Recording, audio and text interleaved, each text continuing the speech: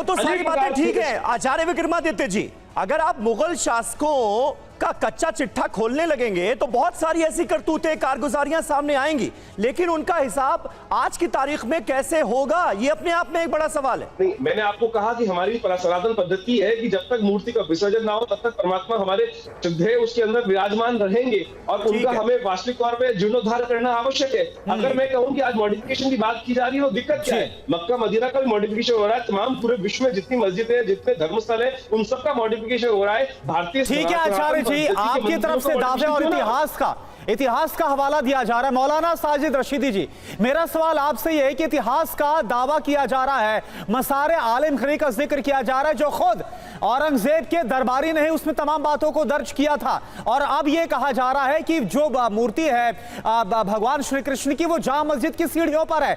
ये जो मजबूती के साथ दावे, इनमें कितना दम आपको लग रहा है, क्या बोलेंगे आप?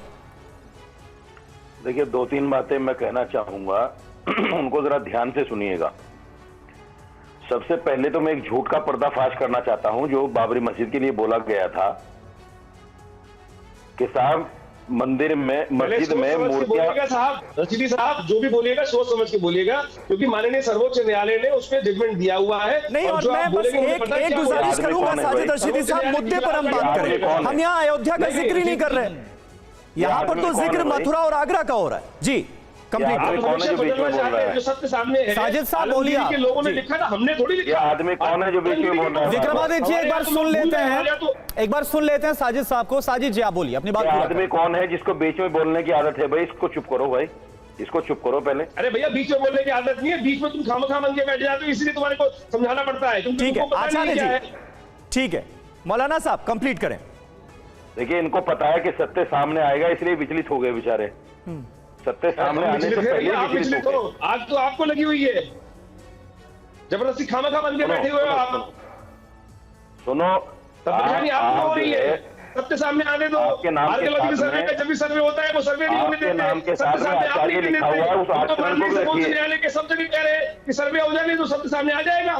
अरे समीर भाई, ये क्या पागल? ठीक है आचार्य जी, आपने अपनी बात रख दी। मौलाना साजिद रशीदी बहुत ध्यान से आपकी बातें सुन रहे थे, उन्होंने बीच में कोई टीका टिप्पणी नहीं की। साजिद साहब, अपनी बात को आप रखिए और थोड़ा सा जो शब्दों का आप भी ख्याल रखिए और अपनी बात को पूरा करिए। अभी वो विक्रमादित्य जी आपकी बात को सुन रहे हैं, वो अभी चुप हैं। अब आप अपनी बात को आगे रखिए। मैं बोल पाऊं, नहीं तो मैं नहीं बोलूंगा।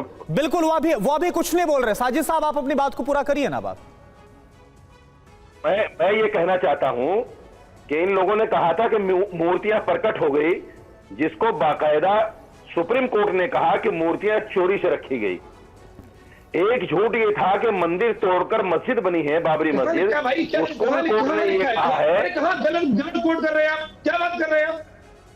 कहाँ लिखी, कौन सी बात कर रहे हैं? कौन सी पेज पे लिखा बताओ, कौन सी पेज पे लिखा बताओ, पेज बता दो जरा, पेज नंबर बताओ जरा। आचार्य जी, पूरी बात तो सुन लीजिए ना।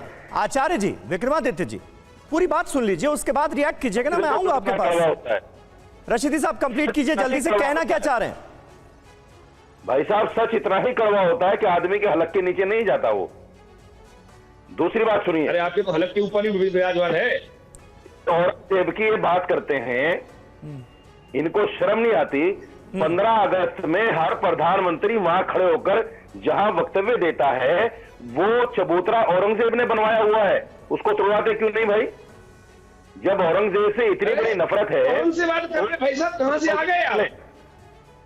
ये कौन सी बात कर रहे हैं भाई साहब? जगह जगह पे, हिंदुस्तान में जगह जगह पे कब्जेबाज लोग, उस कब्जेबाज एनक्रोचमेंट करने वाले लोग आज हमारे तमाम तथ्यों को मतलब कि अपनी बात रख लेते हैं बैठ कर, और प्रधानमंत्री के शब्द को उच्चारण कैसे करें? प्रधानमंत्री बोलता नहीं, बोलते हैं, सम्मान करें प्रधानमंत्री का, बोलते हैं, बोलिए पहले, बदतमीजी ना करें बैठकर। ये मौलाना बैठ के बैठा हुआ यहाँ पर बदतमीज आदमी, अपने आपको पता नहीं, जो दलाली करने वाला व्यक्ति बैठा हुआ है।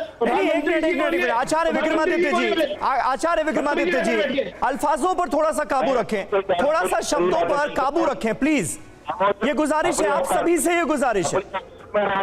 मौलाना रशीदी, जो मुद्दा है उस पर आप बात बिल्कुल नहीं कर रहे।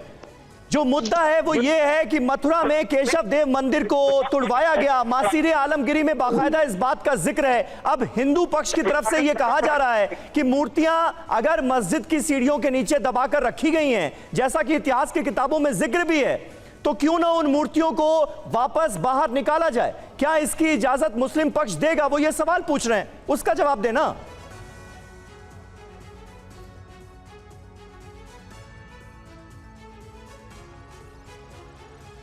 रशीदी साहब तक लग रहा है मेरी आवाज नहीं पहुंच पा रही है। हाजी साहब हमारे साथ मौजूद हैं, मेहरुद्दीन रंगरेज साहब। रंगरेज साहब, क्या लगता है आपको, इस मुद्दे का कुछ हल संभव है? आपसी बातचीत से गौर किया जाएगा? देखिए, मैं क्या कह रहा हूँ, ये मामला जो है ना, बहुत सारे हैं इनके पास। 30,000 से ज़्यादा की लिस्ट हैं जो मस्जिदों को, जिनको ये बताते हैं कि हमारे मंदिर तोड़कर बनाए गए। ऐसे ही बौद्ध धर्म के लोग भी अब सुप्रीम कोर्ट चले गए, उनके भी बहुत सारे मठ और मंदिर तोड़कर वहाँ पर जो हिंदू मंदिर बने हैं। ऐसे ही क्रिश्चियन, मतलब ये कोई देश में क्या कोई देश आस्था से चलेगा या देश संविधान से चलेगा? जब ये कानून बना था प्लेसेस ऑफ वर्शिप एक्ट का, इसका मकसद क्या था? ये बेसिक स्ट्रक्चर का हिस्सा है संविधान का। तो इसमें कहा गया था कि 15 अगस्त 1947 के बाद जो स्थान जैसे है उसका कैरेक्टर चेंज नहीं होगा। मगर ये बार बार ऐसे कथाकथित जो धर्म गुरु आते हैं और ये पब्लिक सिटी और चीफ पब्लिक सिटी के लिए ऐसा कोई ना कोई ऐसा बयानबाजी और ऐसा जो देश में हमारे आपस में जो भाईचारा है, हमारे देश का जो गुलदस्ता है, उसको खराब करने की कोशिश की जाती है।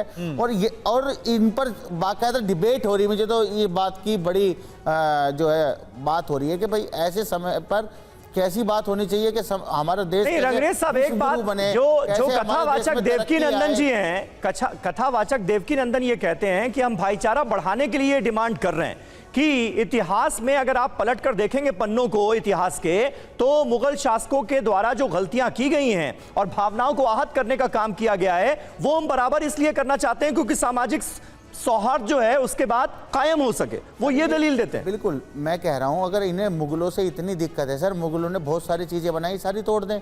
अंग्रेजों से इन्हें दुश्मनी क्यों नहीं है? ये मुगलों से इतनी दुश्मनी क्यों निभा रहे हैं? जब यहाँ देश में अंग्रेज आए थे तो हमारे देश सोने की चिड़िया था। चलिए ठीक है, रंगरेज साहब जवाब लेंगे इस पर। राजकुमार शास्त्री जी भी हमारे साथ मौजूद हैं।